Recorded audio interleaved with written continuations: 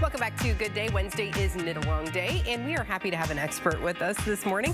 Vod of Vod's Here is here, and we're doing a little study into knitting versus crocheting. Good morning. Good morning. Thanks for being here today. Thank you. Thanks for having me. Absolutely. So when I started my journey of learning how to knit, I just said I want to learn how to knit, and because I think that is a word or a term that I was just heard more familiar with. So I was like, I want to learn how to knit. And then I found out that, oh, there's crocheting out there too.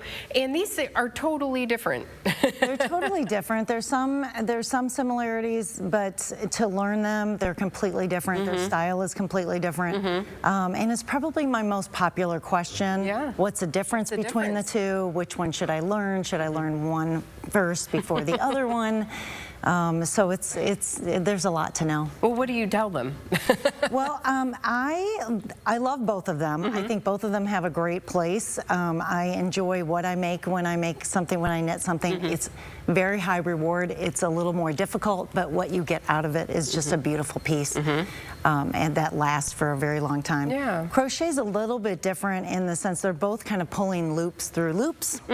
But crochet is a much more forgiving and easier to learn skill from the get-go. So there's one live stitch at a time. So when you drop a stitch, it's not a big deal. You just kind of keep pulling out until you start to recognize something and then find that one live loop and go forward. Whereas knitting, you pull something out of your purse or something out of a bag and then needle comes out. It's panic time. And you've got to get 70 live stitches back on too. And so it's just, there's just differences in the two. So you brought some things today. I did. I brought some examples. Yes, this is crochet. This is crochet. Most of the things I brought today are crochet. This is a current lap blanket that I'm making. Beautiful. And this is very, very easy. But you can make cotton dishcloths. Which was the first thing I ever made. Exactly. It's a great thing to start with. And they work so well. They really, they really do. You can make them the exact size you want, the exact color you want. Exactly, right.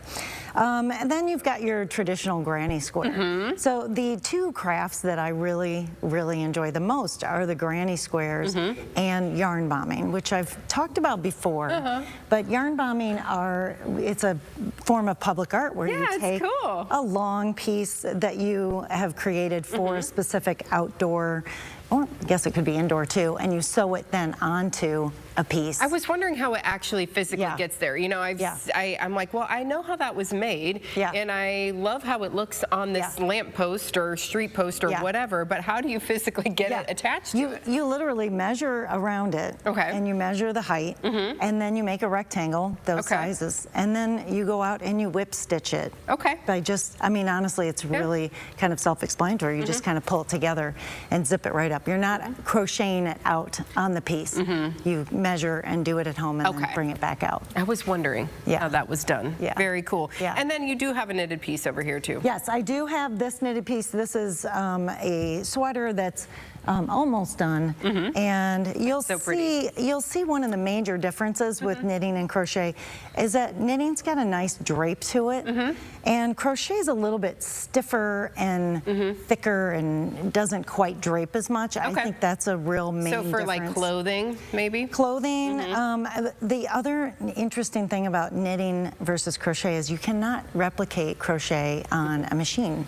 So everything that you see that's crocheted, even in Target, anywhere, that has been done by human hands. And where you do have knitting machines that you can program and make. So it is fascinating, and when you see something that's crocheted, any of the granny square things that are in Target right now, they are done probably in third world countries that, you know, so we need to make sure that we buy local and we support, you know, and those folks here in our area who are making them. And it's fun to make your own too. There's a sense of pride of saying, I made it, you know, when someone compliments you on something. And you have classes. I do. So what do you have going on in terms of people, I want to learn how to crochet or I want to learn how to knit? Yes, I have both crochet classes and knitting classes. I have a guest teacher that comes into my shop every Monday night and has some kind of a knitting class.